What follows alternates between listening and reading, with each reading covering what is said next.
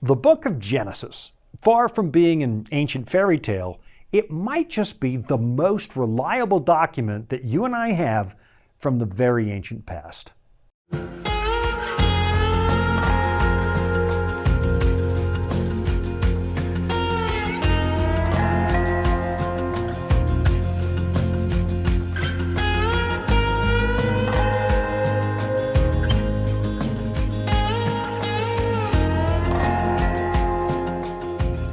A lot of 21st century people, and tragically even some Christians, are likely to describe the book of Genesis as a myth. Now, that's not exactly the same thing as calling it a lie or a fairy tale, because that would imply that Genesis is nothing but fiction. A myth is just a little bit different. It conveys some kind of message about the nature of the universe, and it doesn't necessarily have to be historically accurate. So when scholars call the book of Genesis a myth, they're not necessarily suggesting there's nothing valuable in there. They're saying that somewhere in the pages of Genesis, you can find some kind of truth, some kind of higher principle that teaches us something useful about the nature of reality. Now, of course, as a Christian and a minister, I don't think of Genesis in those terms. Personally, I believe we have real history in the book of Genesis, and that would include those first 11 chapters that talk about things like the creation or the flood or the Tower of Babel and so on. Now, in 30 minutes or less, I'm not likely going to convince anybody that my position is reasonable, that it makes good sense to take the book of Genesis at face value. But for today, I just want to underline one important concept that might help you start to take what the book of Genesis says just a little more seriously. And to help me make that point, I'm going to borrow a little bit from the work of Francis Schaeffer, the famous 20th century evangelical philosopher who helped a lot of college kids in the 60s and 70s find their way to a reasonable belief in God, a logical one. Now, honestly, I'm not positive that Schaeffer would have taken the first 11 chapters of Genesis as actual history. I think he maybe have leaned a little bit in the direction of theistic evolution, which teaches that God created this world through the evolutionary process. So if that's true, we wouldn't be in harmony on that front. But when it comes to the practice of epistemology, or the study of how we know that we know things, I think Dr. Schaeffer was onto something. He wrote a number of books dealing with the existential angst we find in our postmodern world, including Escape from Reason and He is There and He is Not Silent. And I guess I'm really fond of those books because they were part of what helped me on my path to becoming a Christian a long time ago. Some of what he says makes a whole lot of sense, and I'll get to that in just a minute. But before we do that, let's actually go to the Genesis account and look at something really important. In Genesis chapter 1, as most people know, we have God speaking the universe into existence. And we often use a Latin term to describe how God did that. He created the universe ex nihilo, which means He made it out of nothing, and I mean absolutely nothing. That stands in stark contrast to some of the ancient pagan creation myths, which have the various gods giving birth to this world and the human race from pre-existent materials. In fact, the pagan myths usually try to tell us where the gods came from, because to the pagan mind it seems unthinkable that the gods didn't have some kind of a beginning. So, for example, we have the Enuma Elish, the ancient Babylonian creation story, which says that the creation of the world happened because some prisoner gods were complaining that they had to work. They were out digging irrigation canals under the hot sun. They eventually got sick of that and mounted a protest. So a great conflict broke out, and before the war was finished, you had Marduk, the chief Babylonian god, making this planet from the dead body of a primal goddess by the name of Tiamat. And the human race, they said, came into being after he mixed the blood of another god with clay from the earth. But then you get the Genesis account, which describes a completely different kind of God. It never explains where he came from. He's just there, like you'd expect from a real God. And he didn't require pre-existent materials in order to create this world. The psalmist actually summarizes the opening of Genesis like this: Let all the earth fear the Lord. Let all the inhabitants of the world stand in awe of him. For he spoke, and it came to be. He commanded, and it stood firm. The pagan gods, by contrast, were really just kind of supersized human beings. They had personality quirks, they fought with each other, they toyed with the human race, and they were ultimately mortal. You could kill them. I think there's a really good reason that movies made by Marvel or DC Comics employ so many pagan religious overtones, including, well, Germanic gods like Thor. The gods of the pagans were an awful lot like our superheroes. They were outsized humans who had special powers. Bigger than us, stronger than us, presumably smarter than us, but not all that different.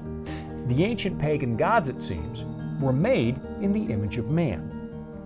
But the God of the Bible is strikingly different, right from the opening words of Genesis. The author, Moses, doesn't waste any time trying to explain where God comes from.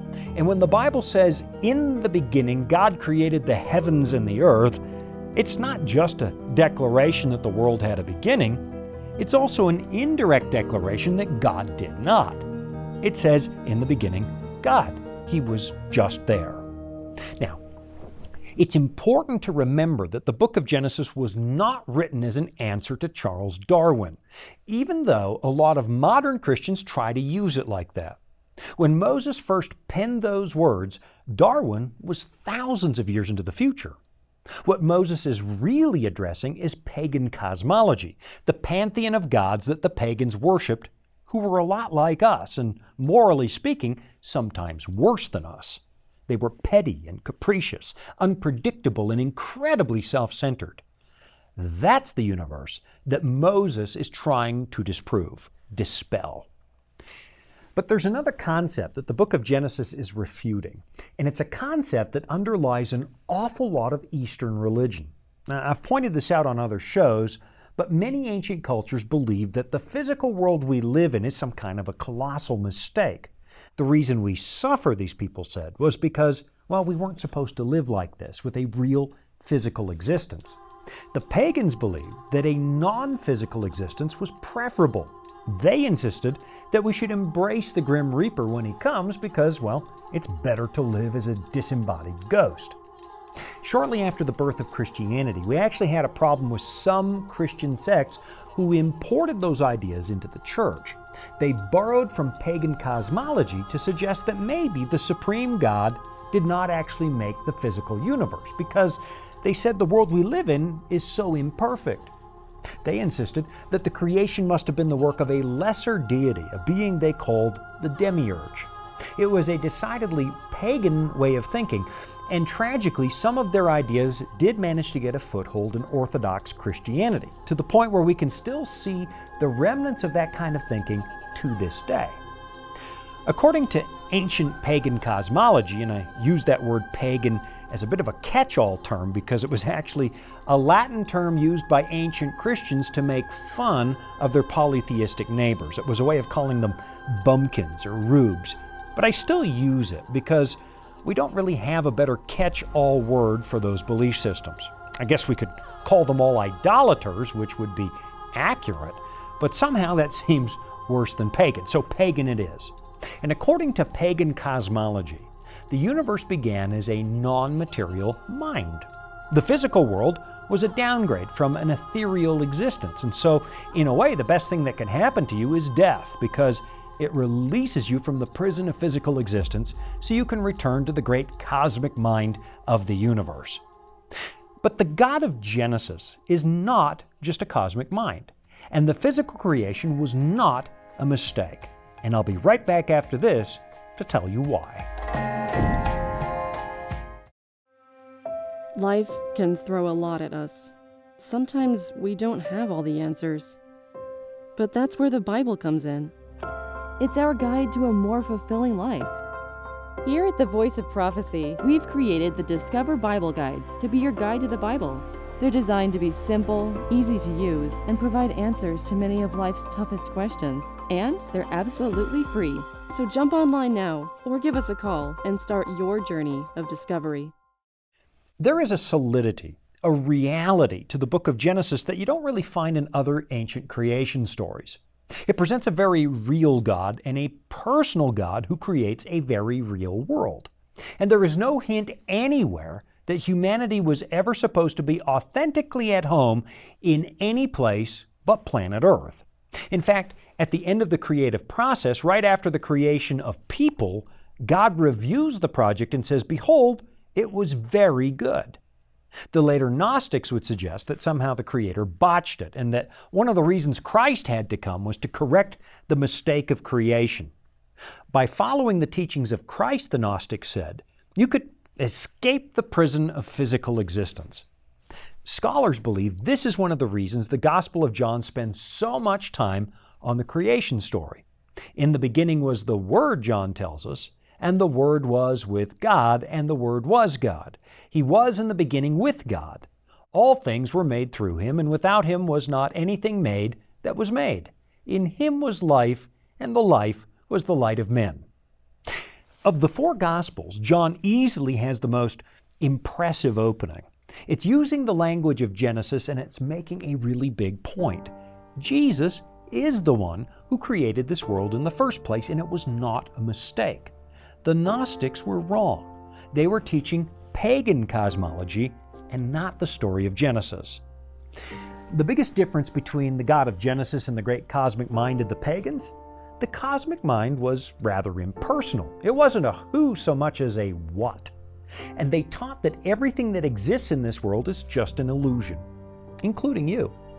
Eventually, they said, we all realize that nothing really exists, including us, and then we are just reabsorbed into the great mind of the universe.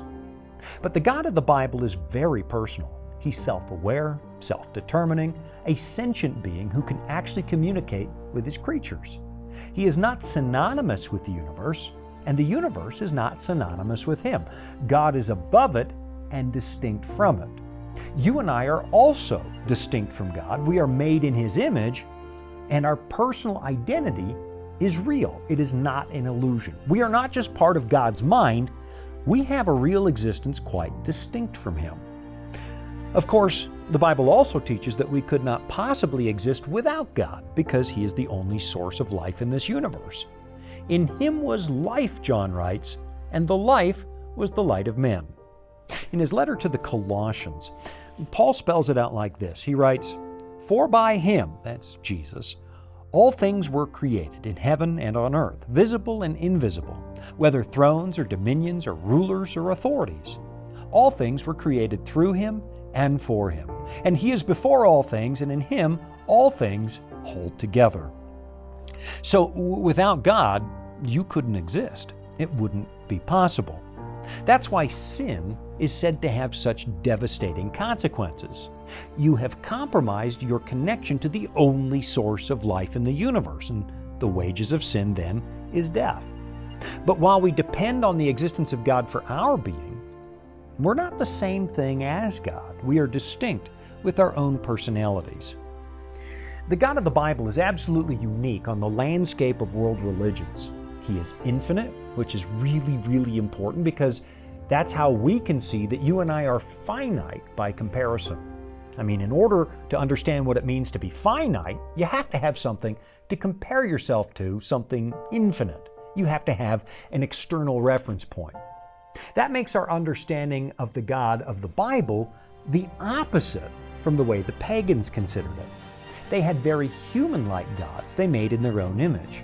But the Bible has the human race made in God's image. We are not identical with God, but there is something of God in all of us that makes the human race special, even noble. So in other words, the pagans determined what the gods were like by comparing them to us. And by contrast, you and I can determine what we are like by comparing and contrasting ourselves with the infinite God. It's an exercise that generates a lot of humility and awe. And you'll see that in some of the Psalms because they were written as the psalmist was awed as he contemplated the majesty of God. About 500 years before Christ, there was a Greek philosopher by the name of Xenophanes who started to get uncomfortable with just how awful his pagan Greek gods really were. I mean, they were petty, they slept around, they squabbled, they lied, they murdered, and they used the human race like a plaything. He finally came to the realization that these couldn't be gods at all, and because they weren't big enough to explain the existence of the whole universe, he suggested there must be one God who created everything. Now, unfortunately, we don't have much left over from his writings, but the fragments we do have demonstrate that Xenophanes was getting embarrassed by his paganism. He realized that his gods were made in the image of humanity. If animals could be religious, he taught, their God would look like an animal because they were making gods to resemble themselves. That's what we've been doing, Xenophanes said. But God, if you think about it, couldn't possibly be like us. One of the key differences, he said, is that the Creator must be eternal by his very nature. And we're not. Everything which comes into being, he said, is doomed to perish. And he insisted that the human soul might actually just be our breath. He was moving away from pagan cosmology towards something a lot closer to what you find in the book of Genesis. And he got there by using logic and reason. So now let's go back to the book of Genesis. The God it describes is big enough to account for what we see in this world. But at the same time, he is deeply personal, which explains the noble nature of human beings. It explains why the natural world appears to have order and design, and it invites us to use our gift for rational thought to go out and find God. And it was this idea that gave the Western world its appetite for science. The universe can be studied, we realize, because it makes sense. And the universe makes sense because it is the work of a sensible being. Go back and read the writings of the great minds of science, people like Da Vinci or Newton, and you'll discover that they were positive there was something to learn out there because there is a God who can be found behind the creation. It's a concept that Paul underlines very carefully in his letter to the Church of Rome. I'm pretty sure you've heard this passage before because it's one of my all-time favorites. It's found in Romans chapter 1, starting in verse 19. And Paul is talking about skeptics who reject the idea of God because they think there's no evidence. Here's what he says. For what can be known about God is plain to them, because God has shown it to them. For his invisible attributes, namely his eternal power and divine nature, have been clearly perceived ever since the creation of the world in the things that have been made, so they are without excuse. This is one of the biggest differences between the God of the Bible and the deities of other religions. The Greek and Roman gods eventually started to look silly because they were far too human, morally speaking. They were just too much like us. And those nebulous, fuzzy deities of the East, the ones that have no personality, that's a God who's completely unknowable. In most of the world's religions, all you've really got are some esoteric, mystical experiences that can't even be described in everyday human language. There is no reasonable approach to the cosmic mind behind the universe. You just can't get there by using simple logic. It's a little bit like the psychedelic trips that the hippies were taking back in the 60s. They would come back from this so-called profound experience that didn't make any real sense. They just assumed that they had broken free from the illusion of a personal identity and ascended to some higher plane. Never mind, of course, the fact that you needed drugs to get there. By contrast, the God of the Bible is knowable. In addition to creating the universe, he continued to interact with us. In fact, he actually speaks to us. Let me read you one of my very favorite passages found over in the book of Jeremiah because I think it's one of the most profound in the Bible. But I'm right up against a break, so I'll read that to you as soon as we get back. Dragons, beasts, cryptic statues. Bible prophecy can be incredibly vivid and confusing. If you've ever read Daniel or Revelation and come away scratching your head, you're not alone. Our free Focus on Prophecy guides are designed to help you unlock the mysteries of the Bible and deepen your understanding of God's plan for you and our world. Study online or request them by mail and start bringing prophecy into focus today. All right, just before the break, we were on our way to the book of Jeremiah, to a profound passage that I love. In fact, you've heard me read it many times in the past. It comes from Jeremiah 9, starting in verse 23. Thus says the Lord, let not the wise man boast in his wisdom, let not the mighty man boast in his might, let not the rich man boast in his riches, but let him who boasts boast in this, that he understands and knows me, that I am the Lord who practices steadfast love, justice, and righteousness in the earth. For in these things I delight, declares the Lord. The God of the Bible is knowable, and He's knowable because He communicates, and He communicates in more than one way. On the one hand, you have a collection of inspired writings, the words of prophets who conveyed the thoughts of God to us. But then you also have what some people call the book of nature. And as Paul points out, you can discover the Creator by looking at the things He made. They're literally covered with His fingerprints. That's the idea that gave birth to the scientific revolution, the idea that there was something out there to be discovered. And that's where Francis Schaeffer comes into the picture. Thomas Aquinas, he said, helped derail our authentic natural approach to science. And he did that by suggesting that human reason is autonomous. We can just use it to discover truth without including God at all. What we did at that point in history, Schaeffer said, was divorce the two great realms of philosophical discovery. On the one hand, he said, we have the world of particulars. That's what he called it. The vast diversity of things we find on this planet, particular things. But then on the other hand, we find ourselves looking for the universal principles that bind all of those individual particulars together. Let's use your morning commute as an example. Let's say you drive a Toyota Corolla. That would be a particular, a single kind of car. But the concept of cars in general, that would be the universal. A car might be an SUV, it might be a pickup truck, but there will always be wheels and an engine and those kinds of things, the things that help define what a car is. Once Aquinas introduced the idea that we could use our unaided reason to discover truth without any reference to God, well, that's when we started to run into trouble. We could still use our reason to identify and categorize all kinds of things out there in the natural world, but we no longer had an overarching universal principle that tied it all together. We knew these things were out there, but we had no reason for their existence. We had a what without a why. And after adapting that point of view, what we were left with was a very mechanical universe, one that worked very well and was predictable, but now it seems to have come into existence by accident along with the human race. Without God in the picture, the cosmic machine still seems to work beautifully, but now for no good reason. Dr. Schaeffer describes it like this. He says, if the intrinsically personal origin of the universe is rejected, what alternative outlook can anyone have? It must be said emphatically that there is no final answer except that man is a product of the impersonal plus time plus chance.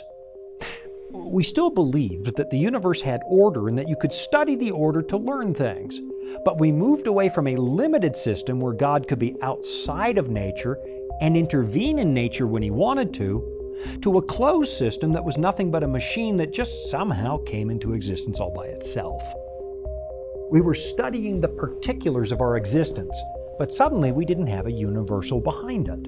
And without that universal principle, without a personal, infinite God who ordered the universe, humanity became nothing more than just a cog in the machine. We were no longer special. We lacked any real purpose, and because of that, our lives no longer meant something.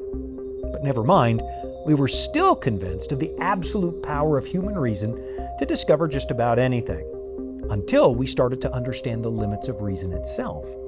In the world of philosophy, we came to the point where we couldn't be certain of anything. Epistemology is the branch of philosophy that studies how we know things, or to be more accurate, how we know that we know things for sure. I mean, here we are, gathering up data left, right, and center. We live in a world that is saturated with information. We take measurements, we do the math, and we declare that there are physical laws that govern the universe. But how do you know your data is good?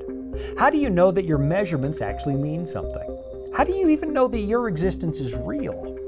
I know to some people these seem like really stupid questions until you realize that the last few hundred years of philosophy have been obsessed with them.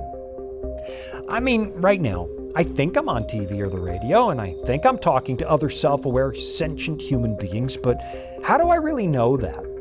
And when I find myself listening to you, how in the world do I know that I really understand what you're saying? Of course, common sense tells us the world is real. Common sense tells us that when we talk, we are actually communicating with somebody else. So our daily experience suggests that the philosophers are probably wrong. There is a real universe, and I'll be right back after this. You can almost hear your imagination.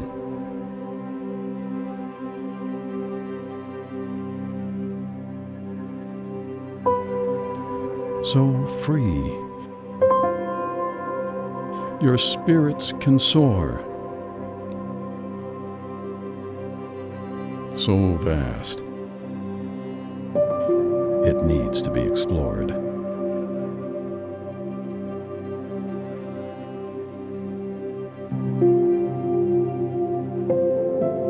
So high, you can touch the clouds. A place called Discovery Mountain. It stands to reason that I can believe you exist because when you talk to me, you communicate ideas that were obviously not born in my mind. They're new. Experience teaches me that you really are there. But modern philosophers have really struggled with that, to the point where they say, finally, like Albert Camus did, that the universe around us is really just absurd. It's an idea that has made its way into Christian thinking, unfortunately. And so now I'm thinking of people like Soren Kierkegaard, who suggested there is no way to rationally study the existence of God. All we really have, he said, is a leap of faith with no requirement for logic or reason. But as smart as Kierkegaard was, I would have to say that is not the position of the Scriptures. The Bible says the universe is knowable because there is an infinite personal God who made it. And because His work is knowable, He is knowable. And if God is knowable, and we are made in His image, then you and I can be knowable too. We can figure out what it means to be authentically human. We are not just cogs in some galactic machine, meaningless parts of a universe that don't have a reason for existence. Right now, we have come to a point in human history where absurdity is actually the prevailing theory. But think about this. Human beings have built this incredible civilization, the most prosperous in the history of the world, squarely on the notion that the universe is knowable because God is knowable. But now we see our certainty crumbling in the face of a generation that says you can't know anything for sure, and we no longer believe in objective truth. We struggle to figure out who or what we are, to the point where we're making ridiculous leaps into absurdity, and now we're inventing identities for ourselves that defy all logic. What we're doing now is reaping the long-term consequences of rejecting a personal God. We prized personal freedom instead, and tried to liberate ourselves from God-given morality. We thought it might make us happy, but obviously it didn't. You know, it might actually be too late for Western civilization, but it's not too late for you. Maybe it's time to go back to the claims of the Bible, because maybe it's exactly what your heart's been looking for. Thanks for joining me today. I'm Shawn Boonstra, and you've been watching another episode of Authentic.